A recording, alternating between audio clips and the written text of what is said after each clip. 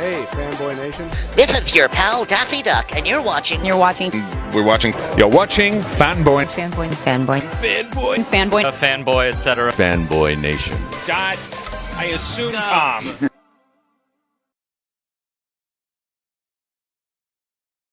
Hi there, nice to meet you. Pleasure is mine, Tori. I like your background way better than mine. I think yours is pretty great. Oh, well, thank you. You know, you got to keep the company logo alive. Yes. You know, Monarch is, a legacy of monsters. This is actually quite incredible. It comes to Apple TV Plus on November 17th. Tell us your role and everything that's been involved in it, because this is quite beautifully filmed. Well, first of all, thank you so much. This is something that Legendary had been developing with Matt Fraction, who's our incredible co-creator and lauded comic book writer.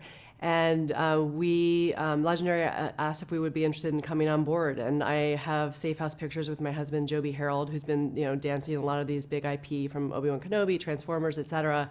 And we just thought it was such an incredible sandbox to play in, and we're such huge fans of Matt's. And having the opportunity to build the show with Matt and then Chris Black, and really thinking about what is our opportunity here? How do we separate ourselves from the features that have been done so well? And having TV be just an incredible opportunity to really build a character-driven show. And so we just looked at it as a world where we talk about this as a 9/12 show after 9/11. This specific moment in time is a world where suddenly monsters are real and people are grappling with that. And I think that in our world we have so many, it's climate change, it's COVID, it's international wars. There's so many sort of exterior things that are looming as we're trying to sort of navigate our own personal issues. And we felt like that was such a special way into the story where we're having that robust genre. We're giving our fans those great monsters that they come to expect, and they have Kurt Russell, but there's also some really meaty existential crises that we think are pretty compelling. Whereas you just take my joking skills away and go, I'm originally from San Francisco, so anytime I get to see the city destroyed, I'm happy. But, other than that, listen, they moved the 49ers from the city to Santa Clara, so there's still some bitterness there. Right, of course. Sorry about that. But with everything going on, and the metaphors used, and I love the fact that you refer to it as 9/12, because it's the what's next factor that a lot of people, are always worried about. And with 3 potential wars looming, especially for the United States, there's always something heavy that we have to worry about. When you get to work on something like this, and almost at times where science fiction or fantasy or, these types of stories also end up being somewhat prophetic, is there a moment where you're just like, maybe we should pull back just a little bit because we don't want to be too on the nose? Well, I mean, I think that there's a catharsis where people feel like they're sort of feeling some of the feelings that they're feeling, but we are a globe-trotting adventure show. And that's, I think this is a show where certainly we're not sort of rubbing people's nose in real world trauma. We're just acknowledging them in a really fun genre way.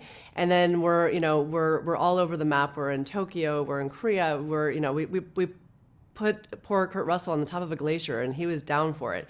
I think that there's a lot of travel excitement where you turn into a show because you want to have escapism, you want to be everywhere. And I think that we take everyone, all the way into the fantasy world, as you know. And I think that this is something that is, this is a bunch of fun, and that's what we're here to do. But it also gives you a little bit of good story to dive into. Apple has been putting on quite a few things that have just resonated with audiences. And, I love the fact that they're not just cranking stuff out to get it out there. They're making quality products. And with something like Monarch, this is yet another quality product.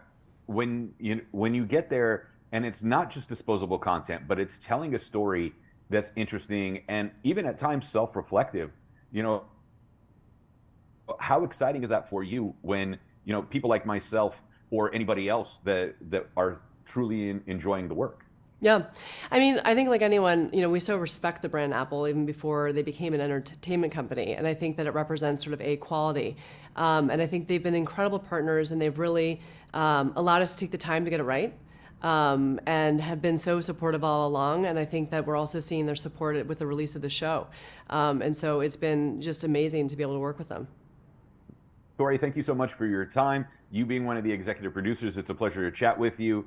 Monarch Legacy of Monsters premieres Friday, November 17th on Apple TV+. I can't wait to meet you face to face so we can talk about it in depth once everybody's seen it. Me too. Thank you.